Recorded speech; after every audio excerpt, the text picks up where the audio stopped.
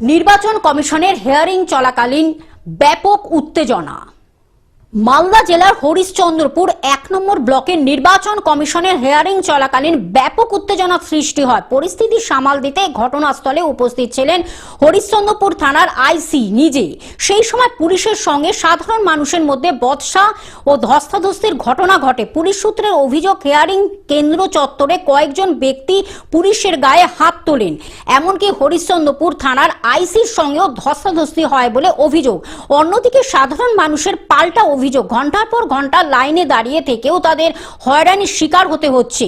Hearing প্রক্রিয়া নিয়ে চরম বিভ্রান্তি ও অসন্তোষ তৈরি হয় বলেই পরিস্থিতি উত্তপ্ত হয়ে ওঠে বলে দাবি তাদের। ঘটনার জেরে পুলিশ কয়েকজনকে আটক করে নিয়ে যাওয়ার সময় উপস্থিত মানুষজন বাধা দেন। সেই থেকে পরিস্থিতি আরো উত্তপ্ত হয়ে ওঠে। বর্তমানে ব্লক অফিস চত্বরে এখনো উত্তেজনা রয়েছে। পরিস্থিতি নিয়ন্ত্রণে রাখতে অতিরিক্ত পুলিশ মোতায়েন করাও হয়েছে। মালদা থেকে অভিষেক দাসের রিপোর্ট, গ্লোব নিউজ।